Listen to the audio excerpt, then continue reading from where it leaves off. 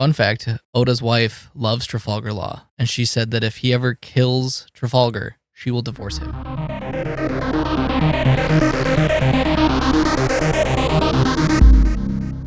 Hello, my name is Steve. I'm David. Welcome back to Anime Plus. We are continuing our journey through the pre-time skip One Piece. This week, we have a pivotal arc, Sabaody Archipelago, as the crew is on their way to Fishman Island. Though the Sabaody Archipelago is kind of broken up into two different parts.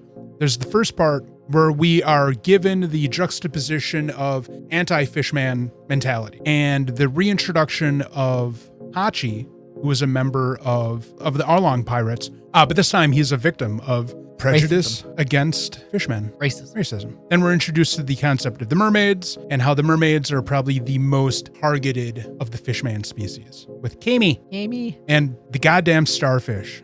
What is his name? Papagu? Papagu, yeah. Papagu. I love Papagu. He's so funny. He's a piece of shit, and I love him. The thing that I like about Papagu is you think he's full of bluster and like lies, but everything he says is true. Dude is literally a rock star on Fishman Island. Yes, he is. And it's the most ridiculous thing. Love it.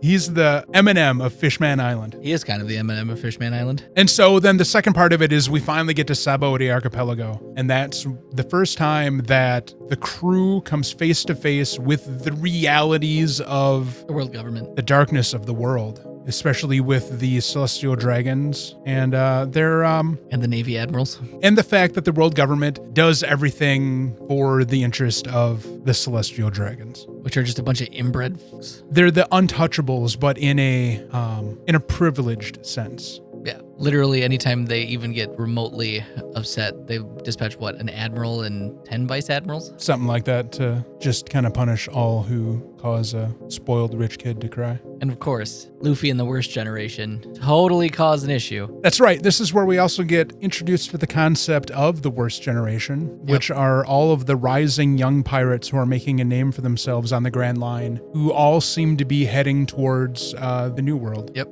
There's Luffy and crew. There's Kid. There is Basil Hawkins. There is X-Drake, Trafalgar Law, which, fun fact, Oda's wife loves Trafalgar Law. And she said that if he ever kills Trafalgar, she will divorce him. So Traffy will never die. And then there is Jewelry Bonnie, Scratchman Apu, and then Eroge, the Mad Monk. Oh, God, yes. I have one problem with Trafalgar Law. His clothing sense. It reminds me too much of mid-90s raver culture. Yeah. Like uncomfortably too much. Yeah. And I was a mid-90s raver. Yeah. Still like Traffy though. Law's a really good character. I brought it up before, but this is the episode where the Straw Pirates get their asses handed to them. Yep. As things escalate with the members of the Celestial Dragons who are there to buy unwilling help. Mm-hmm. The call to arms is signaled, and the Navy needs to put things back in order, because Sabaody is kind of a lawless area as well. Kind of. Even though it's so close to the hub of the world government. Yeah, but because of the activities and the people responsible for certain activities, the world government does a lot of looking the other way, because they're just going to let them run their thing as long as it can help them do the thing that they want to do. And we get Kizaru showing up, who looks like a Adam Sandler, crappy 70s Yakuza guy mixed with Adam Sandler. He just looks like a discount Adam Sandler. Oh boy, howdy is he dangerous. He even talks like a Yakuza. And then we get the return of Kuma. Instead of Kuma the tyrant, it should be Kuma the pimp, because he pimp slapped motherfuckers across the goddamn universe. Like Kizaru and Kuma, and then should change the pacifistas to PIMPs, players in management positions. Like they show up and everything is just getting shut down because of how the power they wield. And also we get introduction to the pacifistas, which are autonomous robots designed after Kuma's abilities and personality, kind of, I guess. And Vegapunk's insane knowledge and utilization of future tech. Yeah. And because as Kuma puts it, he's a man who is 500 years in the future. And we also get introduced to Rayleigh. We do also get introduced to Rayleigh. What was Rayleigh second in command? He's the first mate. He was the first, second in command of Gold Roger's ship. The Oro Jackson. Is that the name of the ship? That is I don't think I've ever paid attention to the name of the ship. The name of Roger's ship is the Oro Jackson. Sometimes Oda needs to take a class in coming up with names, because a lot of these names, I love them, are so weird. I love them. Never change Oda Sensei. we get a demonstration of there are things outside of the realm of their understanding and control that are kind of looking out for them because of, in a large part, one very specific thing, and that would be Luffy's dad. Because Kuma is kind of, in some ways, Luffy's a kind of a double agent, yeah. But also adoptive uncle. Because Luffy's dad runs the Revolutionary Army, and Kuma is part of the Revolutionary Army, while at the same time being a warlord of the sea. Though the world government has to know that Kuma is part of the Revolutionary Army as well. That's probably why converted him into another pacifista model 00. But we're getting ahead of ourselves because that happens in Marineford. Yeah, he alludes to it. Yeah. In Sabaody. It's like, this is my last day. Yeah, this is the last day we'll ever meet. Yeah. And then brain erased. Well, no, and then sends Luffy. Well, yeah.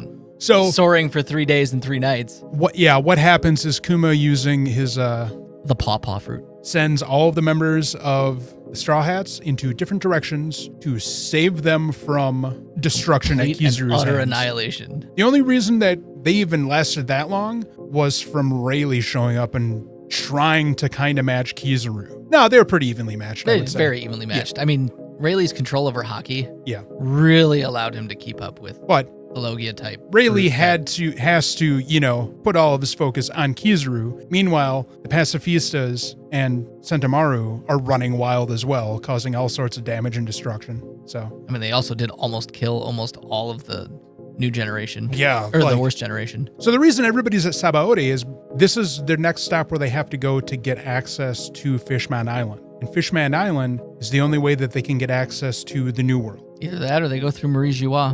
Good luck on that one. Nobody wants to go through the Holy Land because that's where the world government is.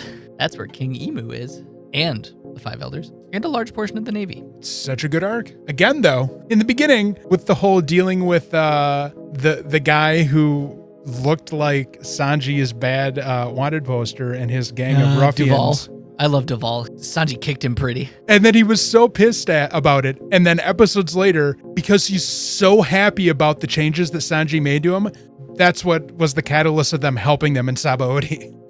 Thanks, brother. You made me pretty. He's like, get away from me, you freak. And he tries to wink, and he's like, will you stop doing that? Yeah, because that's how they meet Kami and Hachi. Well, they pick up Kami in the ocean.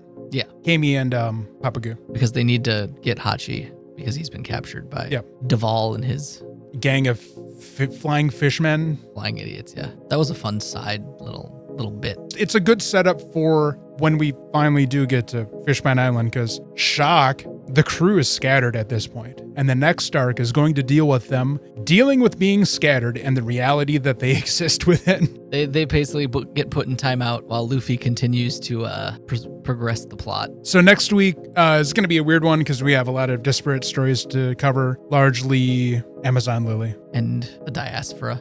All right, beyond that, don't forget to check out the Friday episodes of the podcast where we are currently reviewing 3 shows for the new season. The Ghost in the Shell, Sparks of Tomorrow, and Season 2 of Demons of the Shadow Realm. Other than that, thanks for listening. We'll check you guys next time.